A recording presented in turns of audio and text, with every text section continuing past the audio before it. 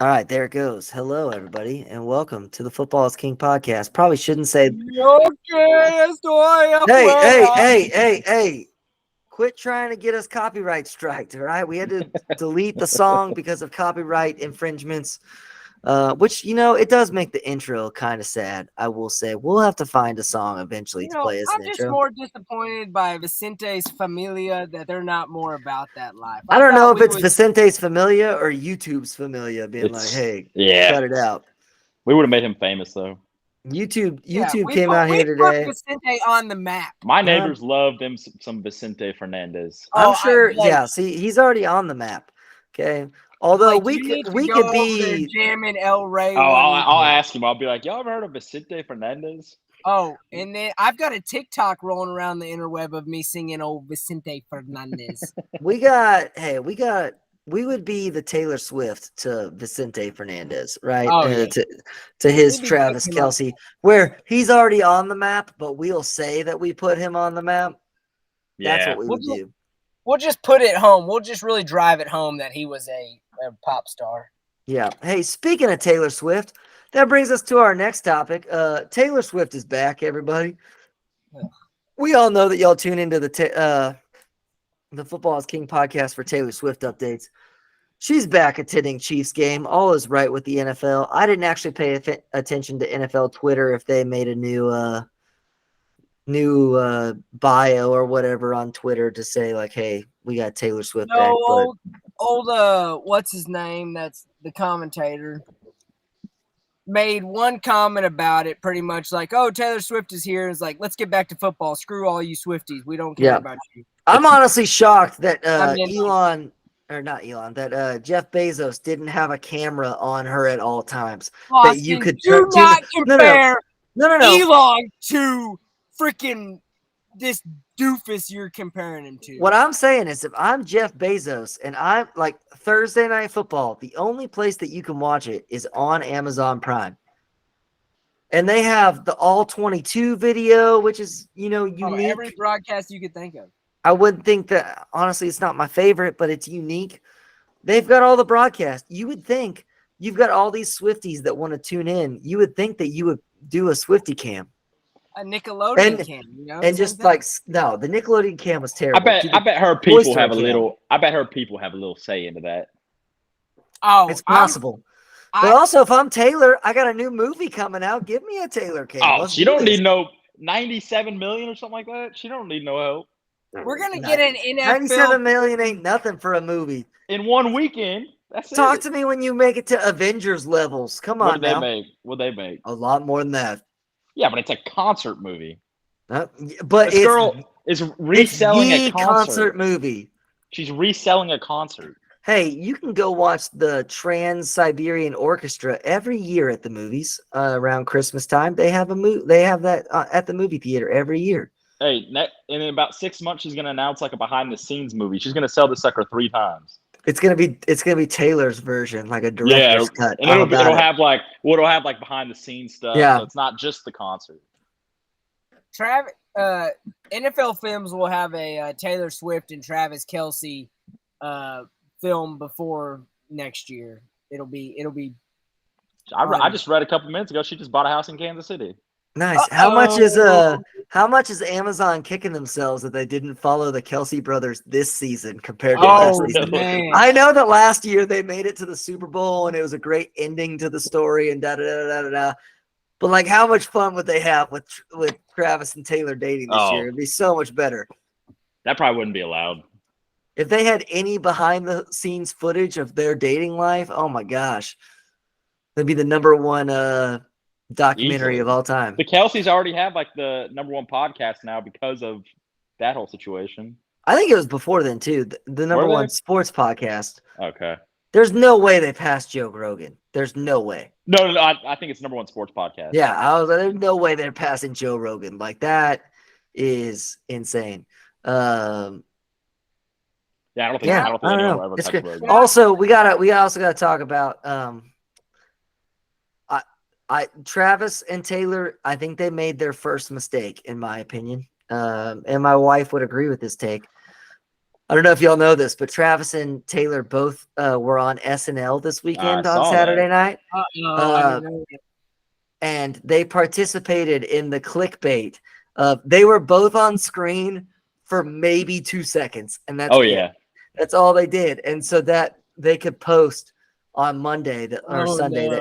that they were both on SNL. So Sarah and I watched an entire episode of SNL to watch Travis and Taylor, and they were on it both for a total of 2 seconds. I was And we were passed like, out before that ever came on. yeah, it was. Well, we watched it the next And day. she We came on at the watched it on very end. we didn't watched she? it on Hulu. Yeah, all Taylor did was introduce the musical guest, and the musical guest was someone who opened for her on the Eras tour. And then Travis participated in they did if you haven't seen it yet, SNL does a really good bit. It's all the guys from the Fox pregame show for the NFL. Yeah. And they're like trying to talk about football, but all they do is talk about Taylor Swift the whole time, and it's a funny little bit.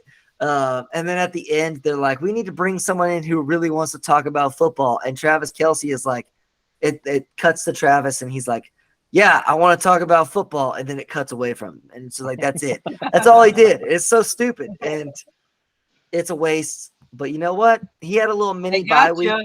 Yeah, they got you, and it worked. It's that those It's working. it's those when you're driving down the highway and they have those billboards that say like, "Does advertising Yep. still work?" And it's like, yes, it does. All right, good for them. It works. Hey, But I gotta. I'm now against their relationship for participating in clickbait. We Yeah. would never participate in clickbait here on the Football is King podcast. I'm all Oh. in on it. I'm about to participate in clickbait since this is the BS conjecture section.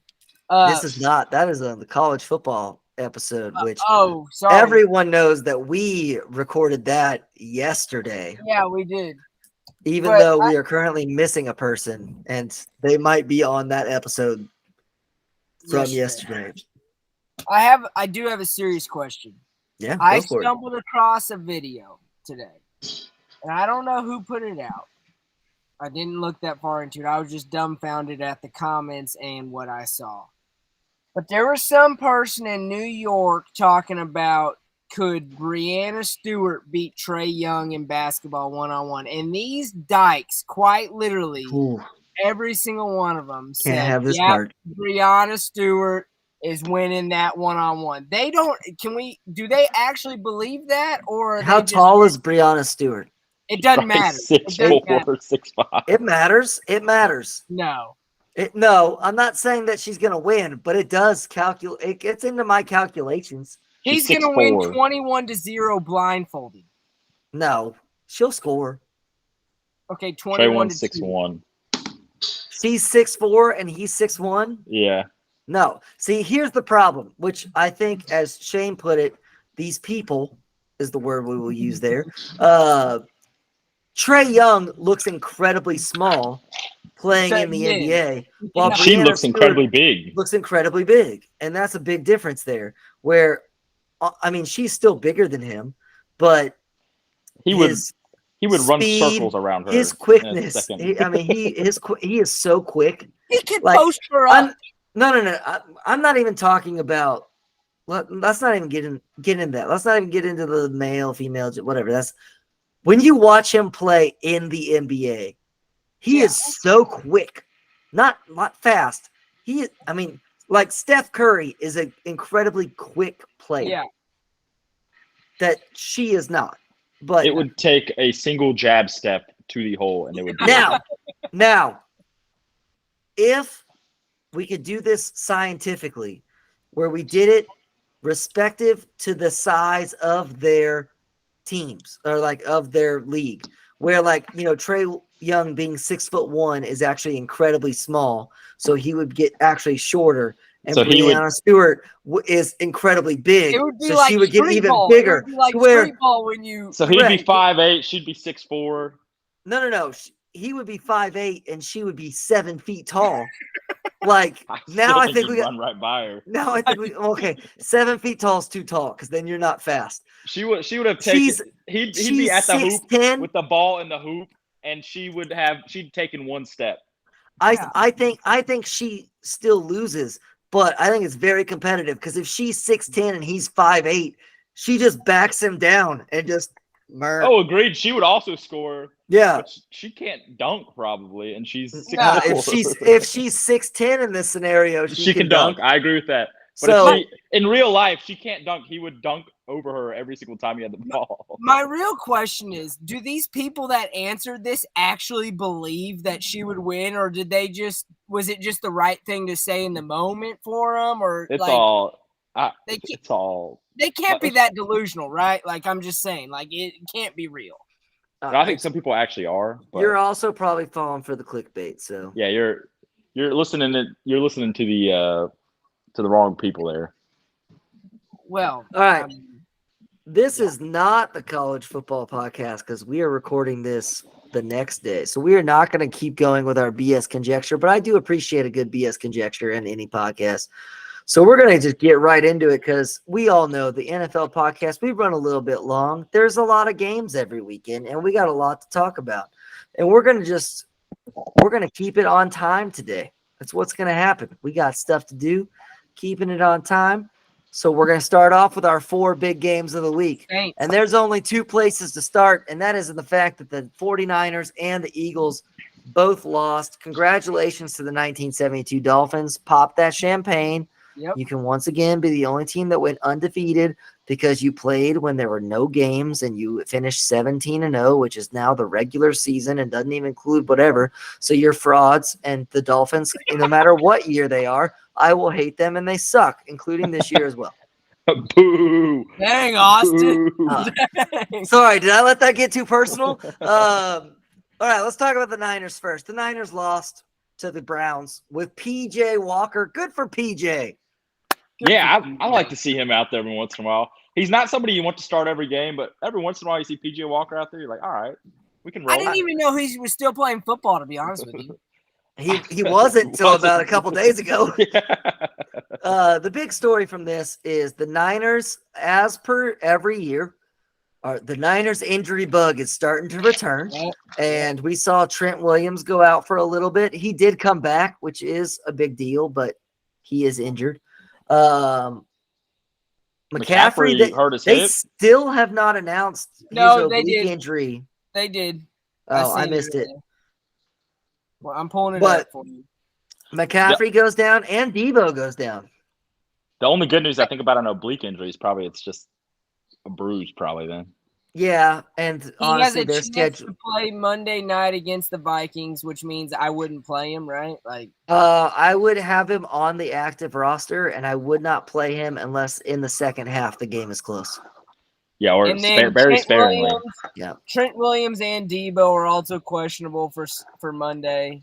See, that one's even more interesting because Trent came back. So I don't know if it's like an ankle injury, like because he never took his shoe off and they just wrapped it, he could play, but now it's swollen. And he's playing on adrenaline. Yeah. It's probably a swelling thing. Swelling issue. But if Trent Williams is ever like legitimately injured, that's a big deal. Also, yes, it is. How does Trent Williams keep punching people in the face and not get suspended? He laid that dude out. Like, he laid that dude out. How does he not ever get suspended? Like, Trent Williams is like one of the thugs of the NFL. And I don't say that as like an insensitive kind of way. Like, Trent Williams is out there because he is a big guy and he wants to legally murder people. That's why he plays football. That's not a dude I would pick a fight with either. He's also got a long history of deleting people. Like, it's not just on the field. He's a big dude to be running that fast, and he came running full speed at that man. Oh, and I love the second he hit someone, everyone just stops. They're like, nope, nope, game's over. All right, no more fun. I don't want to mess with that guy. Dude, I'd be pissed if someone on my team didn't give me the old heads up. Hey, that big son of a gun's running at you. The other thing, I know that everyone has been talking about just like, oh, the 49ers are like, they had an off week, and no one's given the Browns any credit. But the Browns have the best defense in the NFL, and it's not close. Yeah, they do. It is not close. Jim Schwartz has those guys flying around the field. Which I believe Hey, there's like a crazy short Shanahan situation. Yeah, Oh yeah, he's, Where the, Shanahan is never Shanahan's good. 1-8. 1-8, yeah. He's 1-8. but Jim Which is Schwartz, shocking. it really is. But Jim Schwartz is the perfect example of someone that is a good coordinator, but should not be a head coach. I mean, he wasn't bad in Detroit, but he's better as a. They were Detroit, so yeah. Yeah, but I think he was the last guy to take him to the playoffs, wasn't he, or close to the playoffs, or something like that. Yeah, he was close. Which I know, see, the stats don't really show it, and so everyone thinks differently, like the yards or whatever and the points. But I mean, the Browns are giving up 15 points a game, and if you look, that's impressive. The reason why they're the best, even though their stats don't show it, is because the schedule they have played at the beginning of the season. They played the Bengals and held them to 3 points, which is good. That's very good. They played the Steelers and they gave up 22 points, except for the defense did not, because the Steelers scored two defensive touchdowns. Yeah. So they held the Steelers to 8 points. They beat the Titans 27-3, so they held the Titans to 3 points. They did get crushed by the Ravens 28-3. Lamar and them looked good against and then they held the 49ers to 17 points. Like, but they're great. Is it the Browns I've heard that have I can't remember who I heard this about. They've only given up 1 touchdown in the second half all year? Probably. Plus, this is the first time I've ever seen Brock Purdy look like not good. I mean, that was like he was bad. Yeah. He was bad. Which every quarterback's going to be bad if you're constantly under pressure and guys aren't wide open, which is what Brock Purdy is used to. Yeah, yeah. Now, Brock Purdy, I'm not saying that he's a system quarterback and Kyle Shanahan does all the work. Brock Purdy is every Ohio State quarterback. 100%. But he's doing it in the NFL. Now, he has to make the right read and make the right decision. But there is somebody that is open by 5 yards on every play. I will say, and if he has the time to throw it, then it's fine. Yeah. I do think the NFL is a little different. At some point, we got to start saying Brock Purdy's pretty good. No. Brock Purdy is pretty good. But he does have by far a million weapons. It's not even that he has a million weapons. These guys could be no names. They're just open. Yeah. And he is smart and he knows how to read it and he throws it to the right guy who is wide open.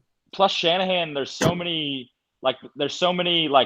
even behind the line of scrimmage plays that are like hypothetically easy completions that are going for big yards because Debo and McCaffrey. Yeah. Some would even say like Tua Tagovailoa. Their offense this year is brilliantly designed. I got to give my boy Mike big credit. I love to hear it. But all he has to do, Tua doesn't impress me. I mean, because his job is throw the same pass over and over that's wide open, as long as you make the right decision. And let A-Chain run wild. Like, he's not having to do the classic, like Aaron Rodgers, my guy is covered, I'm throwing him open. Tua is throwing to a guy that is wide open. Those two offenses look like college situations. Correct. That's what I'm saying. And for both of them, it is nice that they have the weapons and the play design. I mean, Tua, it's definitely like anyone who has Tyreek Hill, the guy's open 98% of the time. He's open.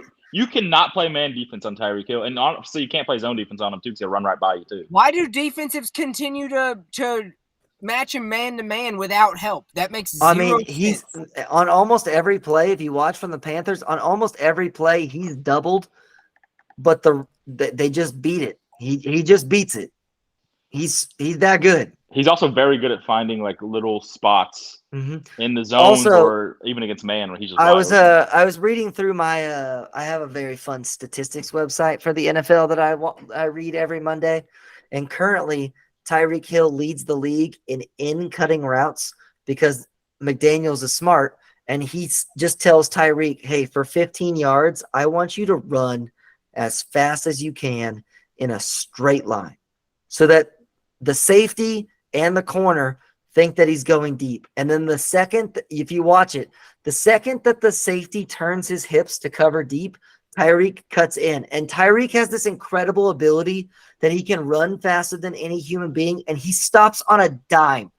Yeah. And then he cuts in and he's beat the corner and the safety. He'll be double covered and he will beat that coverage every time on that little skinny post.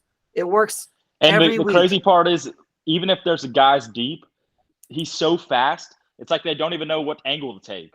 Correct. Like it's just like just throw it. Too shallow every single time.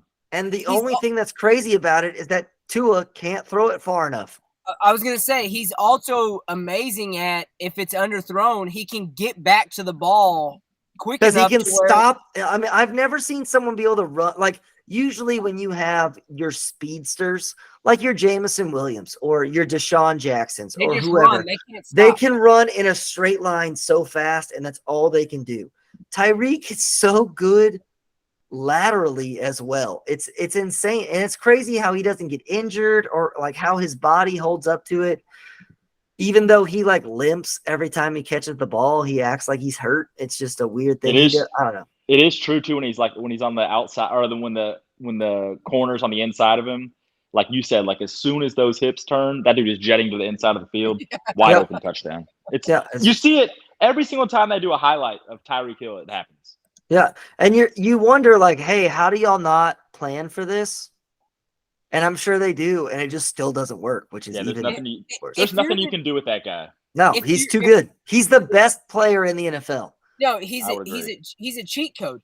But if you're the DC, do you not tell your cornerbacks, hey, stay off of him 8 to 10 yards. Let him have the little. See, but when you do that, the problem is if they throw it to him short, he's hard to tackle. He will find a way. I know that. I guess that's you see it so many times where he's running diagonally across the field, and there's just 8 dudes diving after his feet, and no one can get him.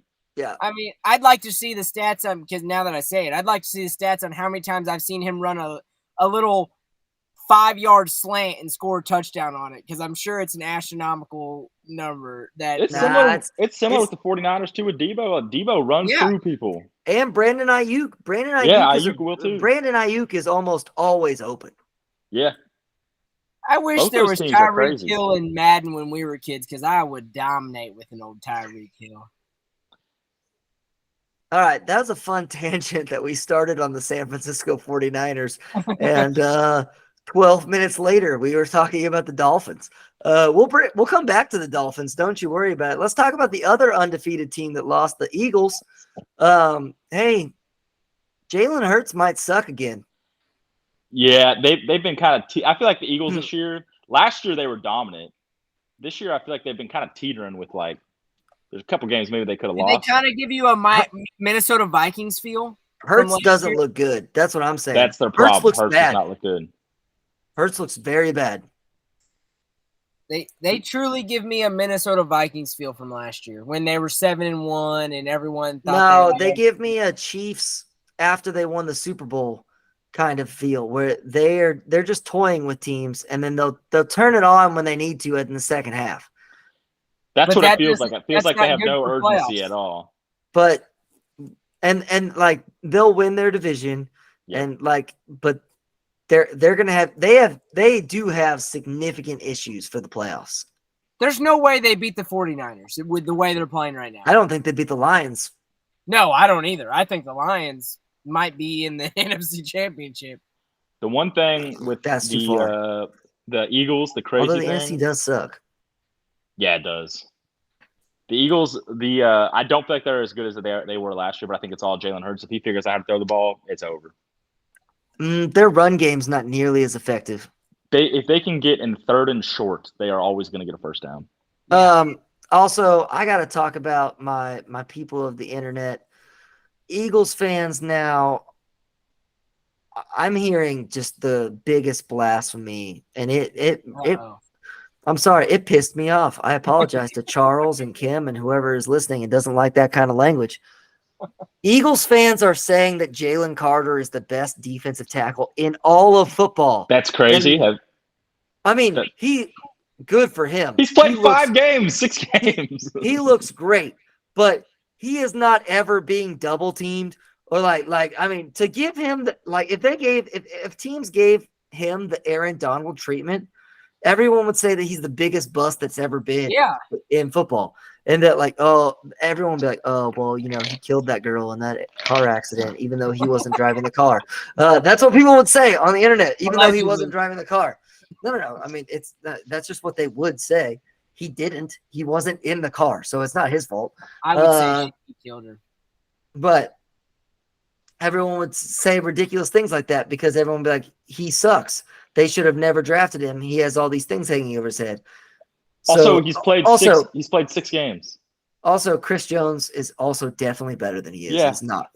If he starts getting, like you said, if he starts getting the Aaron Donald treatment and still is good, we'll talk. But this is going to be a classic case of we're going to hype him up for 10 games, and then he's going to be just an average player. Let's see what he does in the playoffs. He's not even the best defensive tackle on his own team. That's the thing. He's also in the perfect situation because they can't really double him.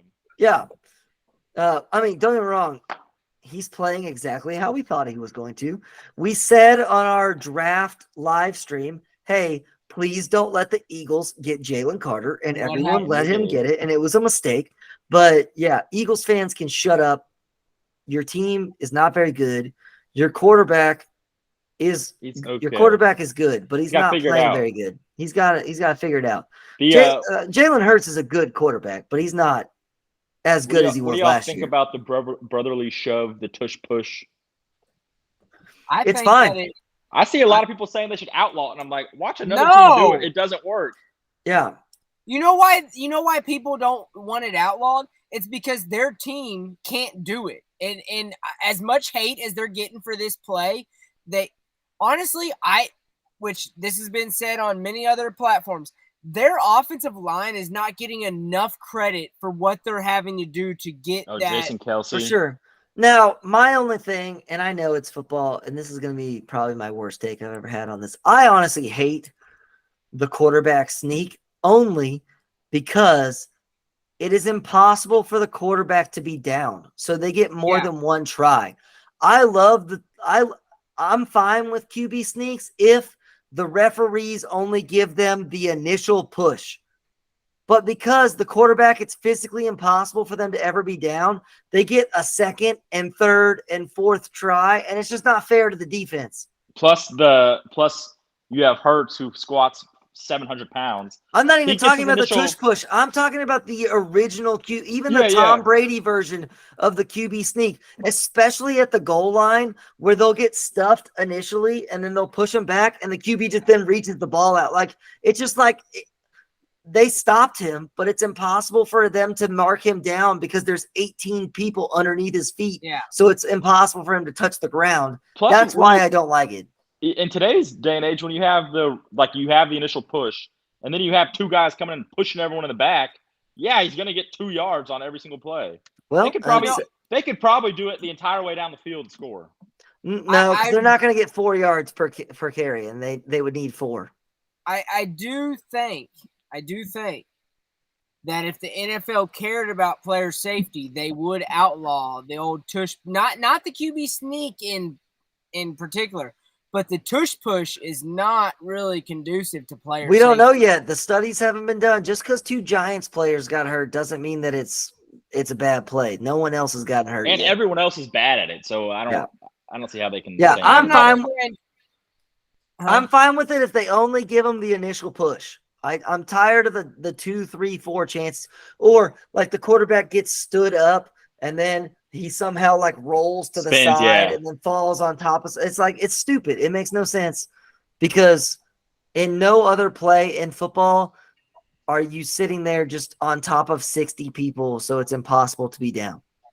I miss the old QB sneak of our childhood where it was literally the QB taking the snap and going above the offensive line and reaching the ball out there and saying, "Are you going to break my wrist? That's how you fumble.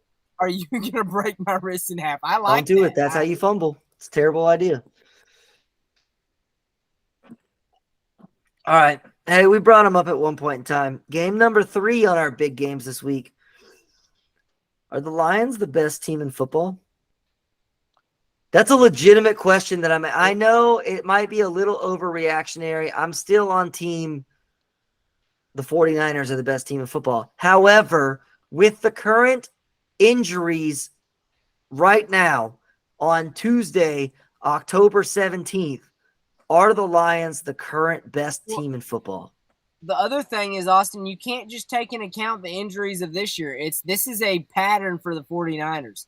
So we've seen this for sure. story All their happen. players, like McCaffrey, is going to be injured during key parts of the season. And the Lions' defense is electric. Hutchinson is a beast. I hate the stupid eye paint, but he is a beast. Jared Goff is playing like a man on fire. So, I mean, and Dan Campbell has got to be the most electric human I've ever seen. So, it might be they are the best team in the NFL right now. That's a terrible take. Have you seen my guy like Dog the Bounty Hunter? Way more electric than Dan Campbell. The guys from Orange County Choppers. The Tuttles, Mike and Mike Jr. or whatever or Paul Jr. whatever their names are. Which I just heard on another publication that they're actually from New York. Oh yeah, are they really? Yeah, it's not Orange County, California. It's Orange County, New York. All these years I watched Orange County Choppers, I thought they were in New York. But thinking back, it makes sense because I remember episodes where they were like bundled up. Yeah, where it's cold. They're basically living in New York City. They're like what? They're a couple hours. They're in like the Syracuse area, aren't they? That's why it's like literally an hour north of New York City. Are you telling me that Syracuse? Wait. The Syracuse Orange aren't in Orange County, New York?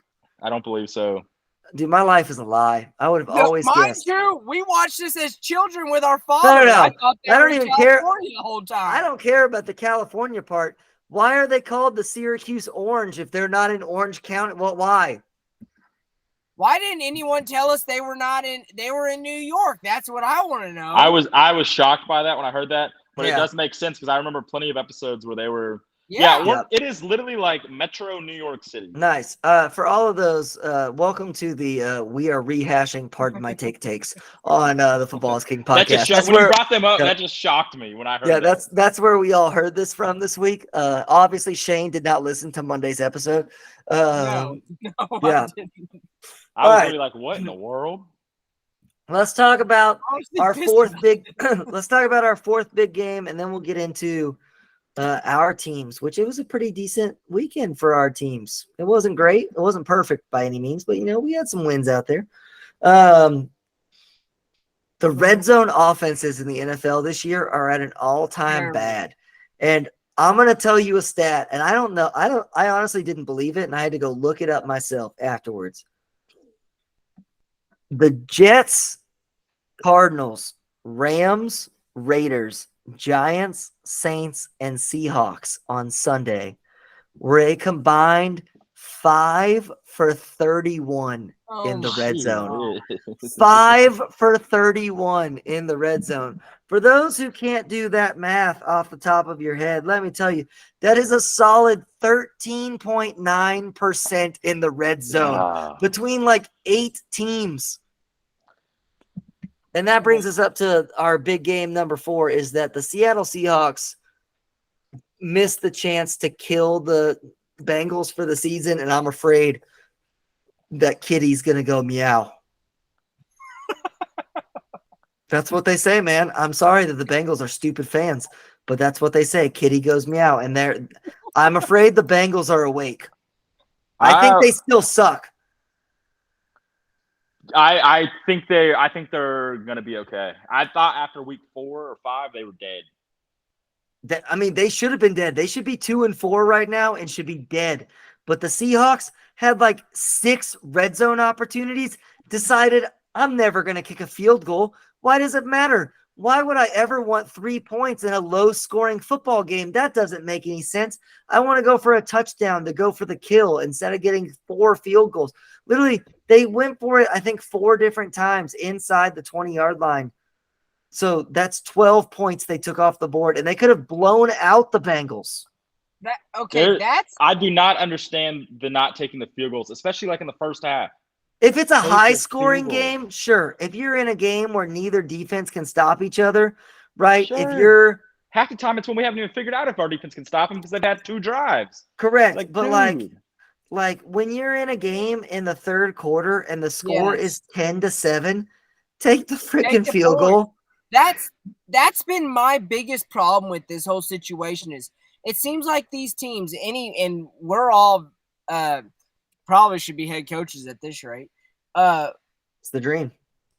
I don't get why it seems like in high scoring games they're going to take the field goal, but in low scoring games we're going to go for it on fourth down. I'm like, no, bro, you're up 6-3 in the third quarter with 2 minutes left in the third quarter. You take the field goal. You can see where this game is trending. Like, take the points. I don't get it. Yeah, because then, like, especially in that scenario that Shane just brought up, which is, I'm sure it's not specific and comes from just nowhere.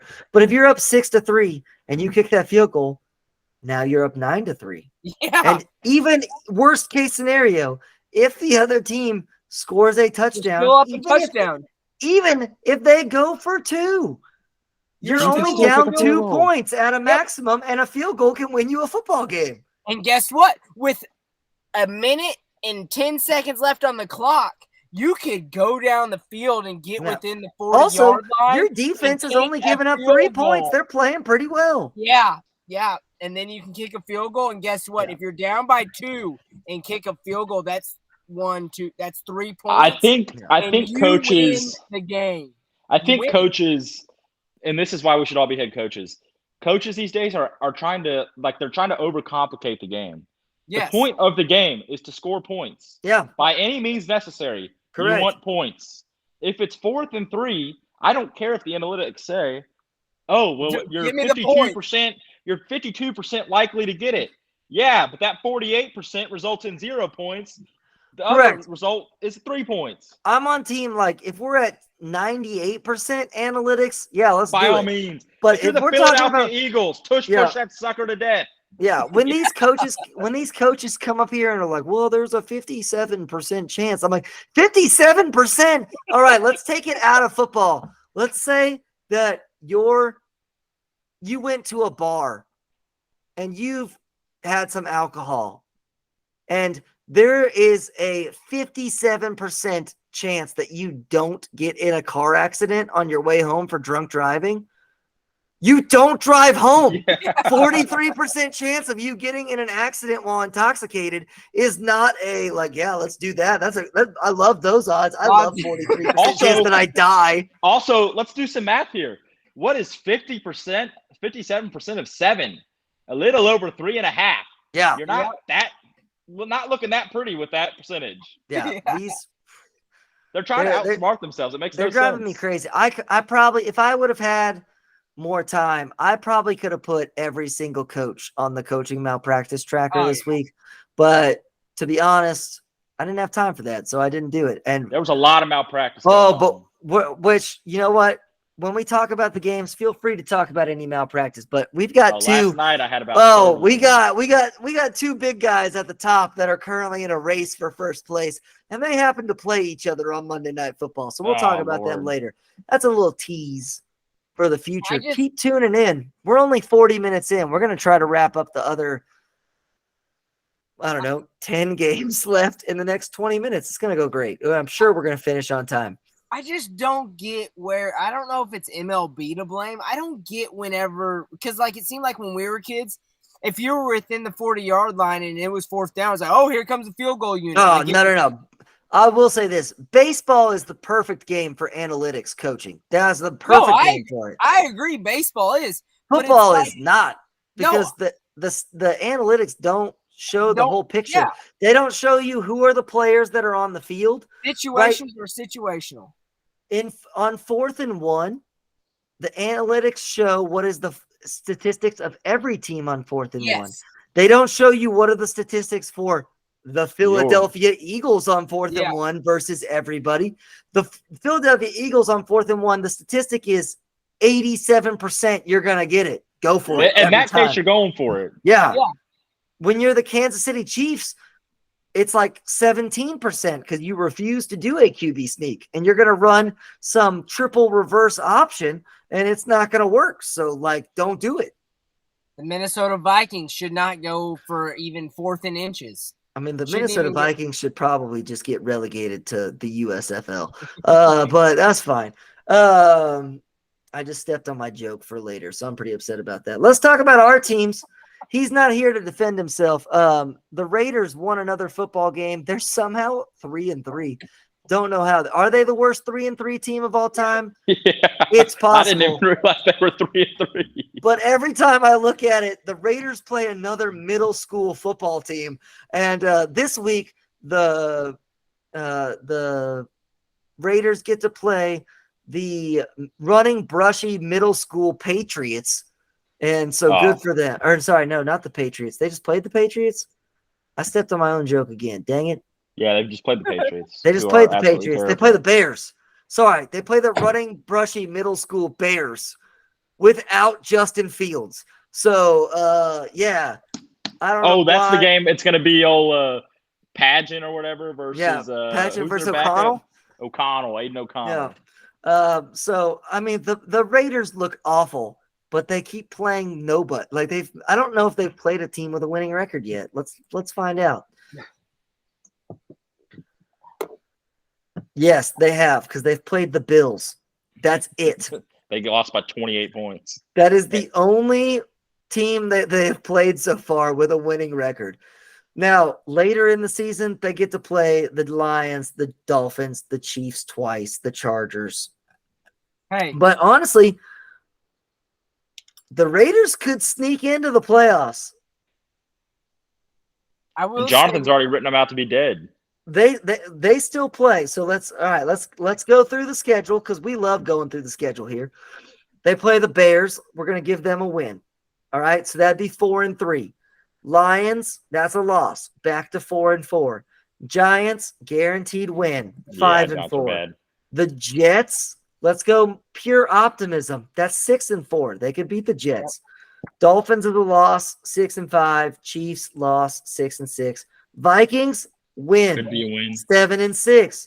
Chargers win. Give them a toss up. Let's go. We already did the toss up earlier as a win. Let's go toss up loss back to 7-7.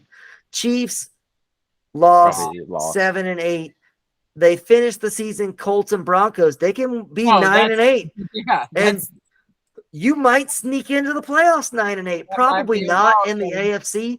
If they're in the NFC, they definitely make the playoffs at 9-8, because the NFC is pathetic. And McDaniel saves his job.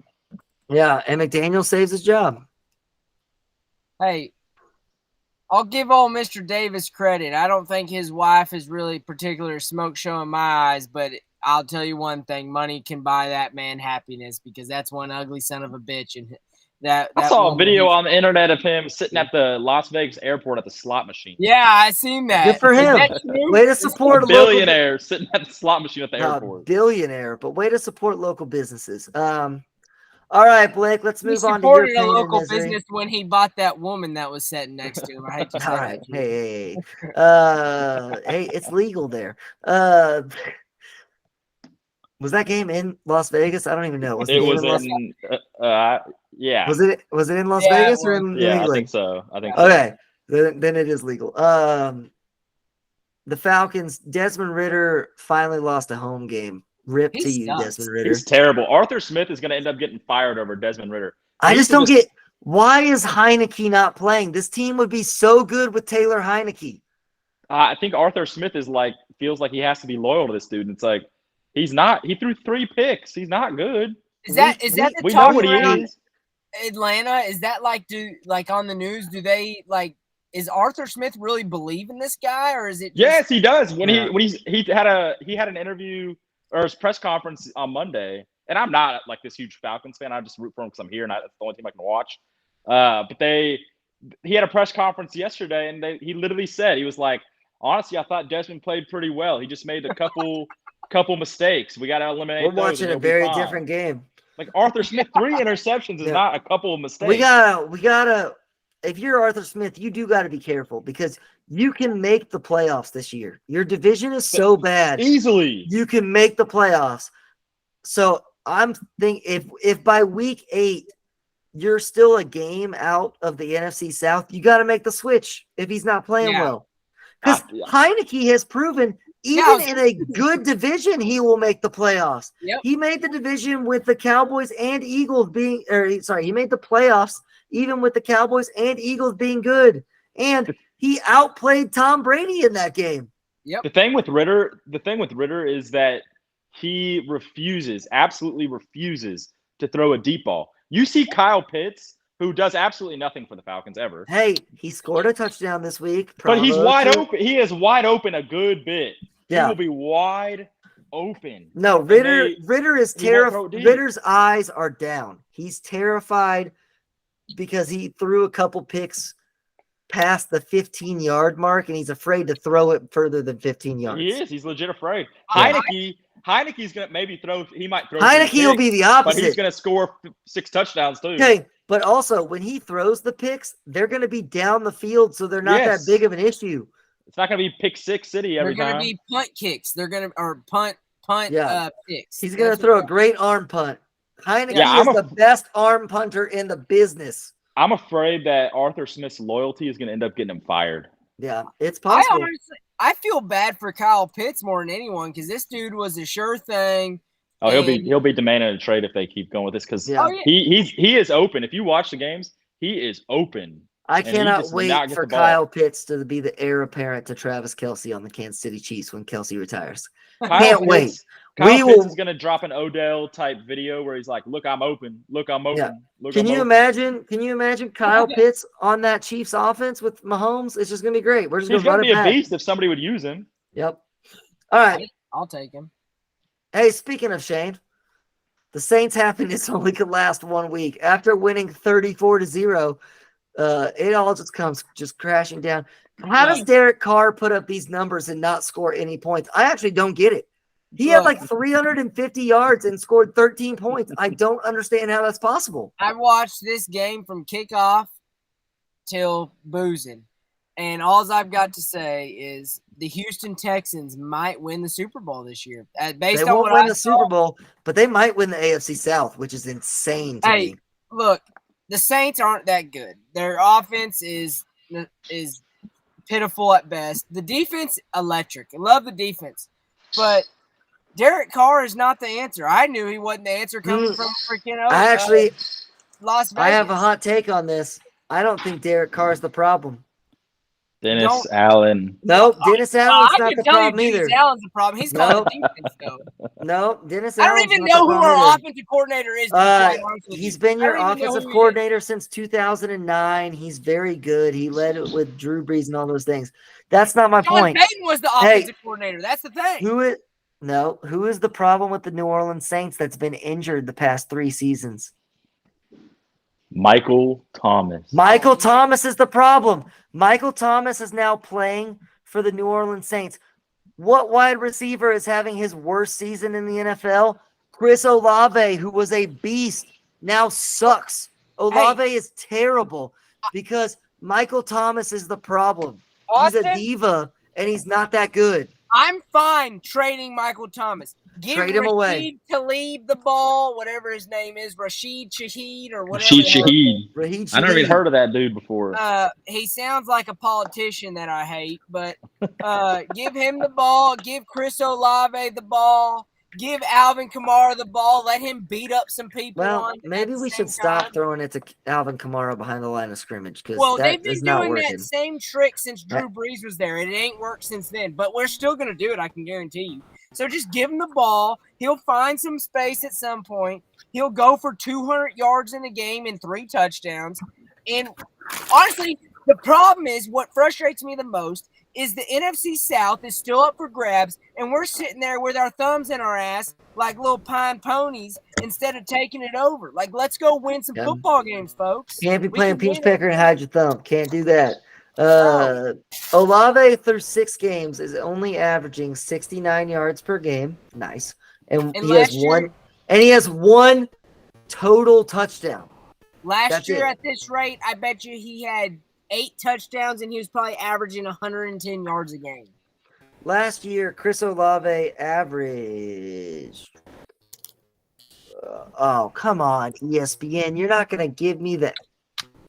ESPN is so stupid with some things. And hold on. Chris Olave was a G. You know what? hand up, right hand up. Last year, Chris Olave averaged 69 yards per game.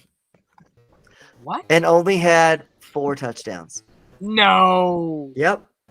He seemed like he was playing so much more than that. He seemed like he was balling out. So right hand up. That's on me. I apologize. Wasn't he out for like half the season? Wasn't he out for like half the season? He played 15 games. Oh, do you really? I thought he was out for like half. Someone who watches most of the games, I could have sworn he averaged. I don't know, man. In my brain, he was great last year. I apologize to Michael Thomas. That is maybe it's not your fault, but it still is partly Michael Thomas. He's a diva. He is a diva. Shout out to Jonathan, who's definitely eating. It's got to be a Whataburger, right? That's a Whataburger bun if I've ever seen it. I love how I can recognize Whataburger just because I love Whataburger. The blasphemy I've heard about Whataburger before on podcasts is absolutely unreal. In-N-Out is better. Nah, bullshit. I mean, I don't know what podcast you're talking about. Almost every podcast I've listened to that's not from Texas that comes to Texas says Whataburger's pretty good. Now, the difference is, on our Whataburger takes, if you're going to go to Whataburger, you're not getting a plain burger. You got to go get one of plain burger. No. Go get one of the all-time favorites, you doofus. Patty melt. Sweet and spicy bacon burger. Honey barbecue chicken strip sandwich. Oh, that's my favorite. What are we doing? They do specialty. Now, their normal burger is also very good. You're saying the normal burger is also delicious. I'm not saying that, but I'm just saying, like, Whataburger destroys In-N-Out because the options. In-N-Out feels like a communist country. Yes, it does. It feels like I'm trying to be healthy, but I also want a burger. All right, no, y'all are ordering a burger. I don't want to be healthy. Y'all have listened to too many stupid Texans in your lifetime. In-N-Out makes a good burger. Their fries are garbage. Their fries taste like air, and their fries have zero salt. They're garbage. Their burger is good. Look at those fries. Those are crisp, salty. Oh no, man, Whataburger has a great fry. Oh, look at that. Look at the tenderness on those. Well, Whataburger has good fries if they fry them long enough. Sometimes they take them suckers out too early.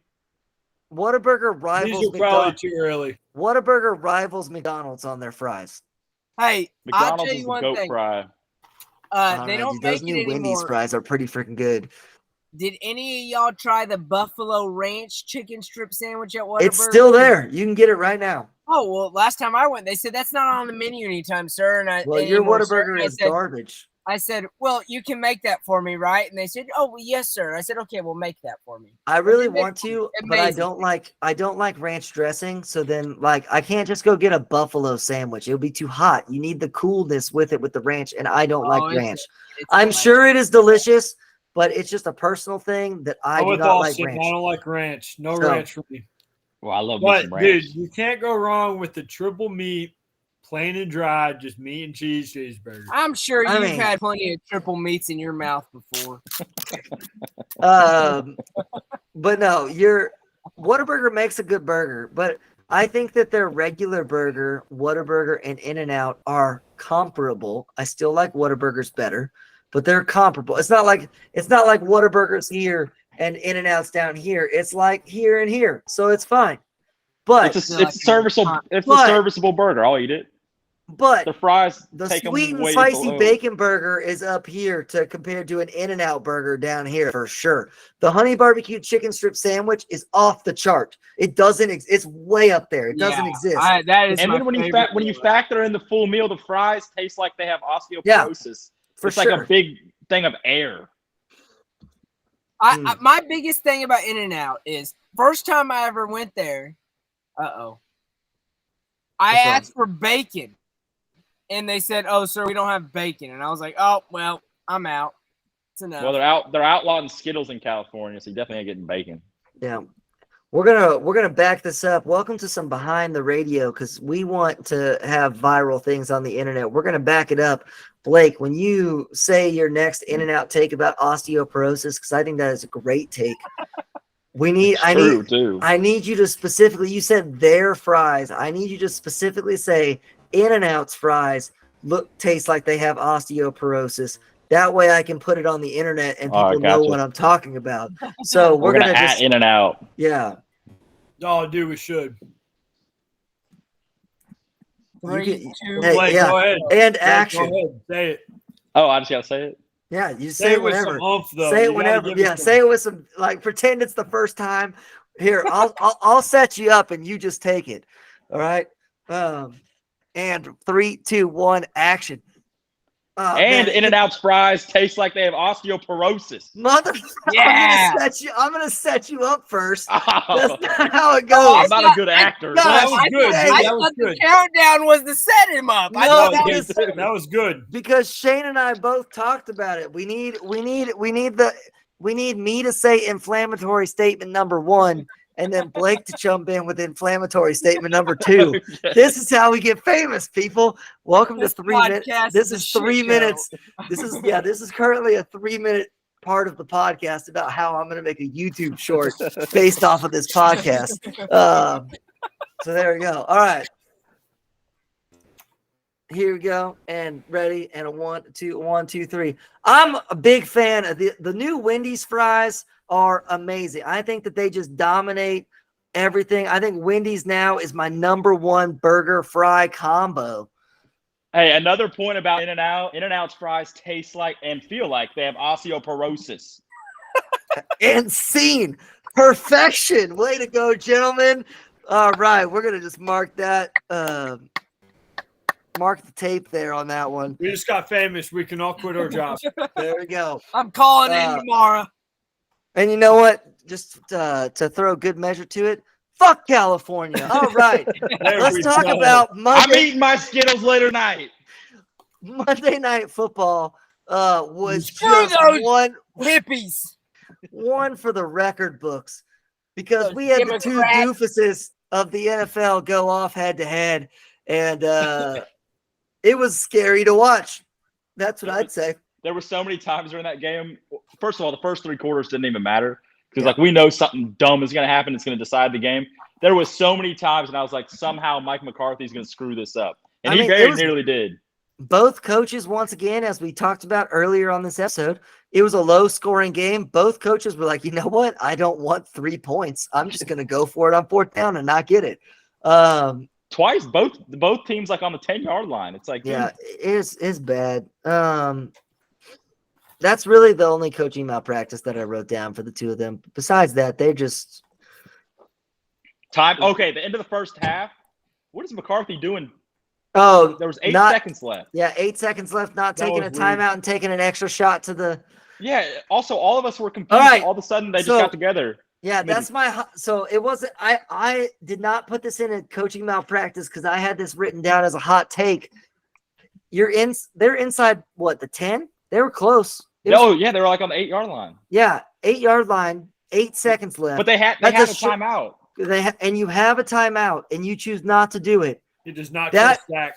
That proves that Mike McCarthy has 0 faith in Dak Prescott not to throw a pick. No, Right there. So that's the only I explanation for it. I don't have that as coaching malpractice. I have that as my hot take of, hey, Big Mike does not trust his quarterback. Are we ready for Cooper Rush time? Is what That's we're going the for. only logical explanation for it Well- because it was like, what are you doing, dude? Yeah. Is the You got to only- trust him in that situation. Well, you don't have to. Dak loves to throw a good interception. Yeah, but The earlier in the game, we're going for it on 4th and 1. We get stopped Yeah. on the 8-yard line. Well, And this he time he was learned like, his well, let's not lesson, go and for it. he learned his lesson and realized that 3 points matters, and those 3 points won you a football game. I agree, but more the principle of it because if you have 0 timeouts, I totally get it. No, if you By have all 0 means. timeouts, you can't because Dak will try to run it, and he'll get tackled short. That the Giants experienced that. If you have 0 timeouts, they'll get it. They had 2 timeouts. They used 1 at the 3-second Yeah. mark. So then they go to half with 1 timeout. It's like Yeah. you run a play, you tell Dak if nobody's open, throw it 50 yards out of the back of the end zone, and you call your second timeout. Yeah, I think that he doesn't trust Dak, which is a legitimately humongous issue for the Dallas Cowboys. Yeah, Like that's a huge issue. Dak, I mean, their offense still looks so bad. It's bad. I don't know. The red zone Pollard's not offense is ridiculous. I think it's the Tony offensive. Pollard is not a number 1 running back. I mean, the Chargers defense is horrific against the run, and they got nothing going on the ground all night. Yeah. Also, Pollard so had that many- one run where he got tackled but spun out of it. And so he was still standing and then ran for 40 yards. So then like their stats don't show up. But besides that one run, they averaged like 0.2 yards per carry. Bro, and here's So my thing. many penalties. This is So one many thing. penalties. This is one thing that I really took away from last night's game. The Dallas Cowboys suck. They actually suck. Well, were you not listening no, last no, week? no. I told Listen, you listen. the Cowboys suck unless their defensive line dominates the football game. No, 100%. But here's the thing. This is 2 games in a row. 2 games in a row. They figured them out. Micah, unless his ears are pinned back and he's running straight, he sucks. He's not good. He only can do one thing. He does not have any moves whatsoever other than I'm going to outrun this 350-pound lineman. He has a really good inside stunt as well. His inside stunt is very good. Dude, but other than that, bro, he did not have a tackle till like 3 minutes left in the game. Yeah, so the next thing I had written down for this, I made a meme last night, posted it on the internet, got a little clout going, got some reactions on it. Oh, yeah? Micah Parsons is average at football. He's average. Yeah. He is an average defensive end. 100% agree. After watching a couple games though, it's not his. I don't think it's the talent. He does stupid stuff. You'll see on inside runs, he is 10 yards up the field rushing the quarterback. Because all he does is pin his ears back and run. I think it's a coaching issue. No, it's not. No, Micah he is doesn't average. have a move. Trevor Lawrence might play Thursday night. Saints are screwed. Sorry. No, you want to know what I really took away from last night's game? Dallas sucks. Justin Herbert can't throw a football accurately. Oh my gosh, he had so many opportunities. And that's the next thing I wrote down. Chargers should have blown them away. For sure. That game should have been close. Dallas's secondary is garbage. Garbage. Well, no, but Dallas's secondary is designed to be garbage except for on short routes because their defensive line is the way their defense is designed where they don't defend any route that goes longer than 15 yards and they just step on everything. So when the Chargers were able to block them and Keenan Allen runs his double move that Herbert misses him on 4 times. Dude. I mean, just like that was some of the worst performance I've ever seen a quarterback. And I've been saying it for forever. This is the guy that the media has crowned better than Patrick Mahomes every season. Well, he's better than Mahomes, but Mahomes has better talent or has a better defense or whatever. Well, Herbert, Mahomes don't have better talent this year. Herbert is not a top 10 quarterback. I will say it right there. He is not a top 10 quarterback in the NFL. It's the measurables. He's tall and he's white, and he had one really good season. And honestly, take away the whole rest of the game. That interception to seal the game has to be one of the worst throws I have seen a professional quarterback throw ever in my life. Ever. That was terrible. He had a lot of throws that you could say that was the worst throw I've ever seen. Yeah, I mean. No, but in a game, this is when they're supposed to say, if you're this great quarterback and you're Justin Herbert and you're better than Patrick Mahomes, when the game, this is what Patrick Mahomes is great at, Tom Brady was great at, is when the game comes down to it, you can take your team down the field and score or get a field goal to win the game. Okay. And depending on the situation. Yeah. That's not a great take, though. He can't do that. He can't. That's not a great take. Why? Like he has lost the most games on, or he's had the most opportunities on game-winning drives in the past 3 years and has the most losses. Wait, I thought that's a pretty damn good take, right? I thought the stat was vice versa. I thought he had the most game-winning. I think that's true, but I think it goes both ways because he is so often down. Yeah, because he has a stupid amount of game-winning drives. Yeah, this year he is 0-4. Okay, so this year I believe. I remember his rookie year. In his entire career, he has a losing record with chances to get a game-winning drive. However, the Chargers are always in a one-score game. They're like the Vikings last year, where every game is a one-score game. So he gets credited with game-winning drives because he scores and takes the lead with 10 minutes left in the fourth quarter, and then they don't give up the lead. When he is ever losing at the end of the game with under 2 minutes left, he never wins. He chokes every time. Yep. I felt like his rookie season, he had a bunch of game-winning drives at like the last second. ESPN He might have, keeps but saying it. It's bad. ESPN keeps saying it that way, where he has the most game-winning drives or whatever. But if you look into it, he also has the most game-winning drives that resulted in losses. Yeah. All right, well, fair take, Shane. Because they're always playing close games. They're always in close games. I'm gonna pat me on the back for that one. Because they only keep track of like how many he has in his career 11 fourth quarter comebacks. But they don't keep track of how many games did they not come back from. Exactly. And he is a perfect 500 quarterback right now, isn't he? Yeah, he's perfectly at 500 in his career with Keenan Allen, Mike Williams, and Bosa and Mack as defensive ends, and he had J.C. Jackson for a little bit. I mean, his team is stacked, and he's bad. Now he has Staley as a quarterback, or as a coach, which I'll give him that. He's just not that good. The other thing I will give him the benefit of the doubt on is he's on his third offensive coordinator. Oh, but Kellen Moore is the best offensive Well, the other thing is football. you still like if you're an NFL quarterback, you're overthrowing like a 15-yard route. That's not a good sign. No. I get He it throws when you're the throwing ball. a 50-yard He throws ball. a fastball almost every time. He's throwing a fastball. Like all of those Keenan Allen double moves, he should have just put some touch on it. Yeah. To where it doesn't matter if you hit him perfectly in stride. Just lob it to him so that he at least catches it and you get a 40-yard gain instead of an incompletion. But no, he wants everything to be perfect and he drills it, and then This might be a bit out of pocket. It probably is, knowing me. But besides the antics, but the play, he's a white Jameis Winston. No, that's terrible. That's awful. That's a terrible take. All right. He is. Let's get into always leave it to Shane to just come up with some crazy shit. I did preface it by saying this might be a bit out of pocket.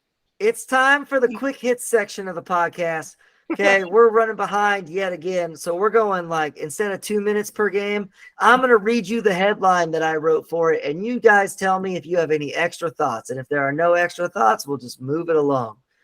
The Ravens play the Titans in London, and the score to this game was closer than the game actually was. That's what I wrote. Titans are dead. Titans are dead. Especially, well, we might find out. Malik Willis took 8 sacks. I don't think Malik Willis plays. Terrible. I think Levis starts. Levis must be terrible. That's what I think. If he wasn't the backup already, Levis he must be absolutely terrible. Which I'm not shocked by. He puts mayo in his coffee. I'm not shocked by that. He's a weird dude. Shoot, I was trying to find. Hold on. You remind me of a I know that it's more than 30 seconds. While we're on this topic, Oh, I did not know this, but I would have never guessed this. All right, for the future, when you are betting games that happen in London, the betting favorite is a humongous advantage. The favorite wins 65% of the time against the spread. Can we just get rid of the London game? Sorry, no. Sorry, I apologize. The favorites win 65% of the time money line. That's a terrible stat to post. I would have always told you that the London, you always bet the under because the Lunder hits every week in my brain. It's 4-0.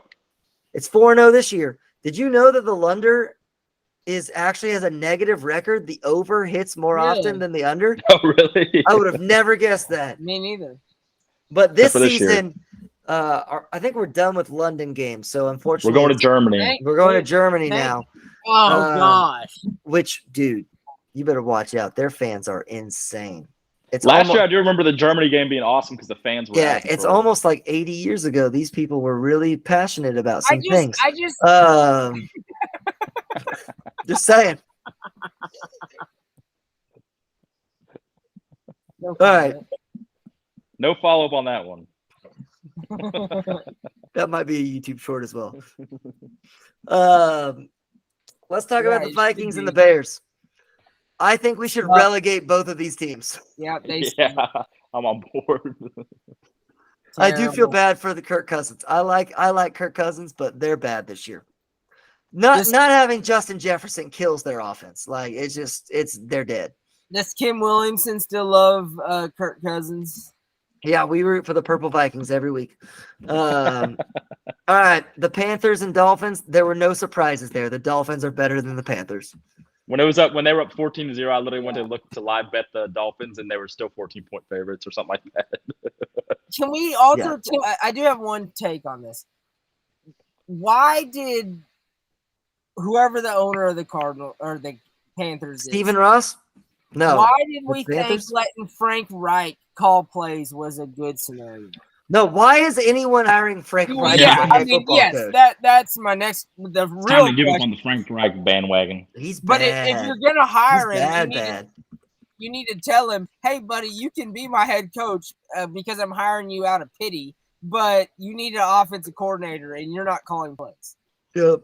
I'm already telling you right now, Bryce Young is screwed. He will be labeled as a bust. He doesn't stand a chance. He will never be good.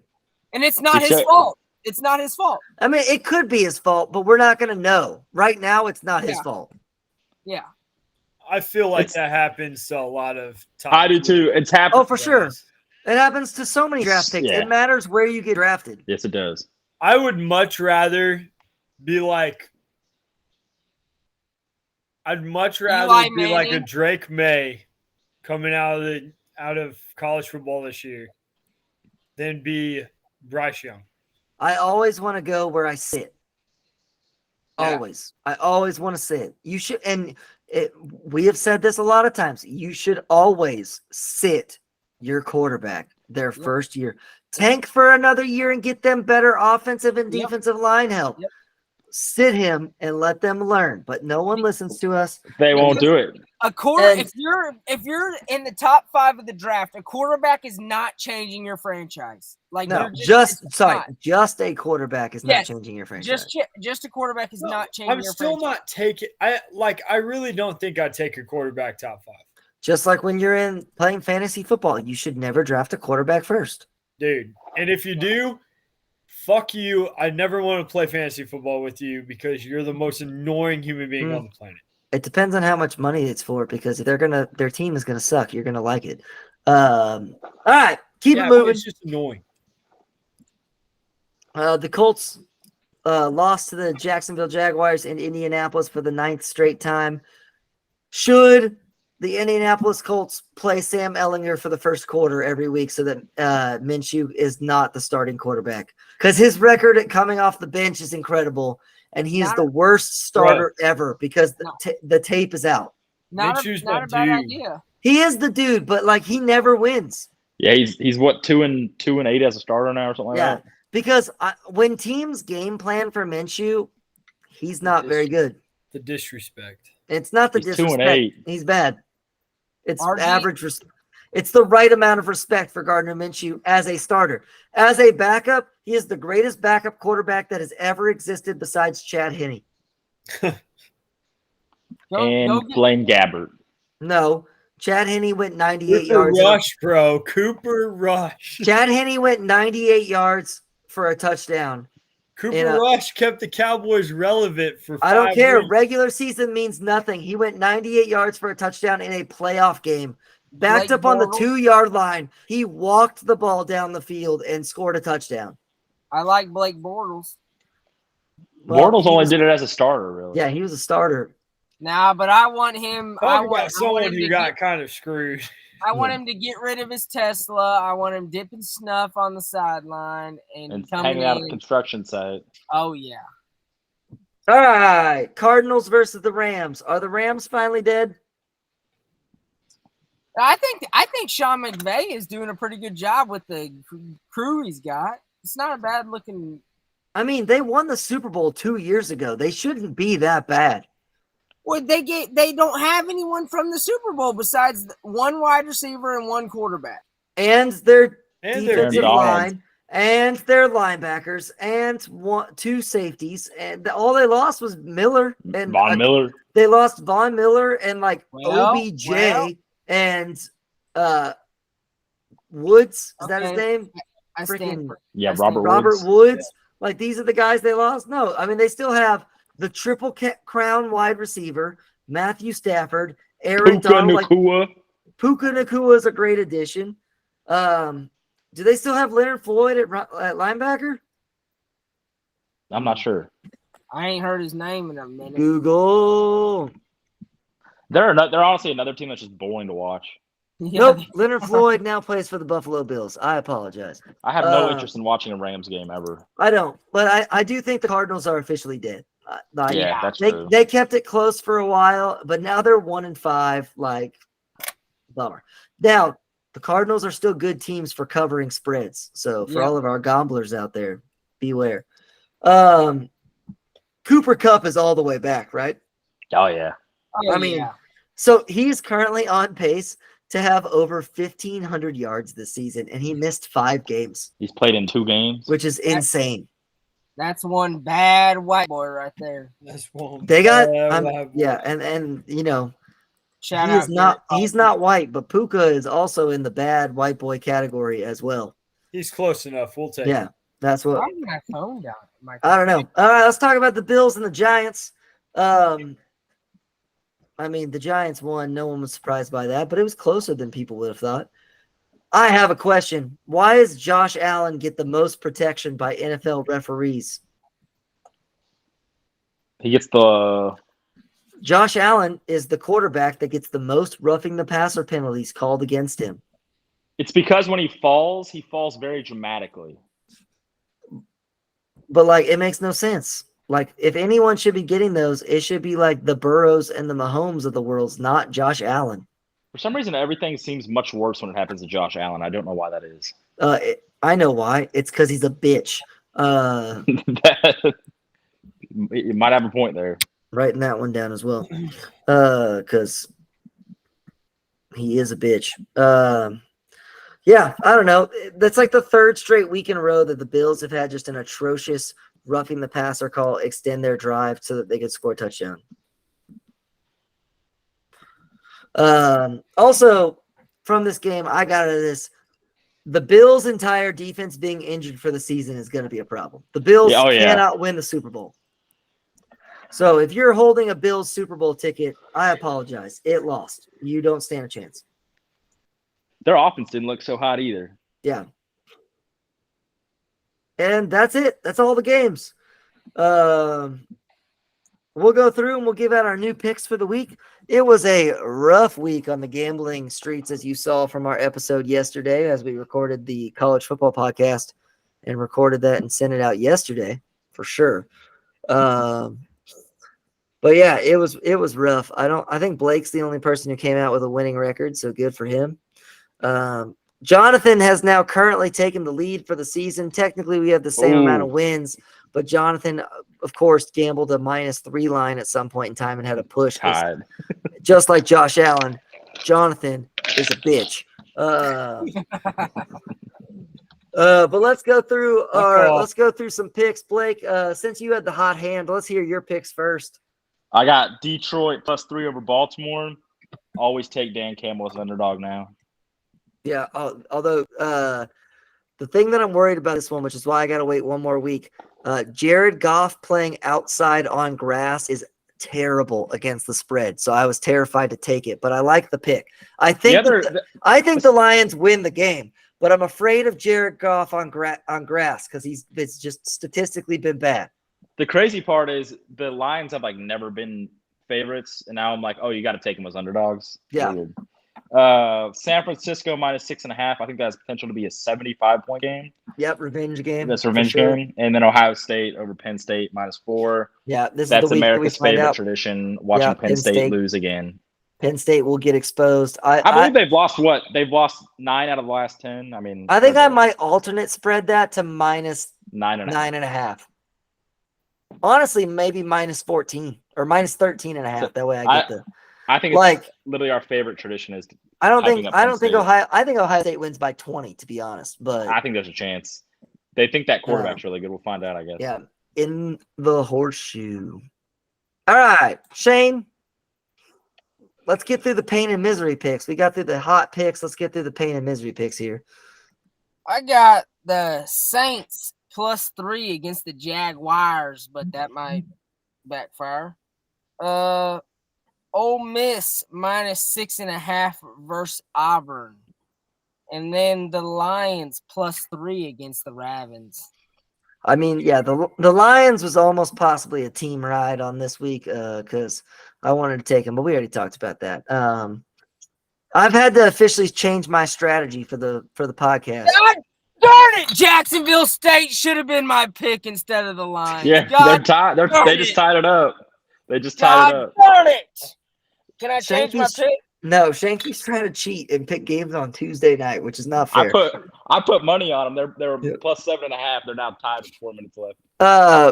But yeah, my strategy at the beginning of the season was gamble on all these random college football games that Vegas didn't know anything about, and it was very effective. Vegas has figured it out now. Well, I couldn't take Air Force because they were over 10 points, but I wanted to take Air Force.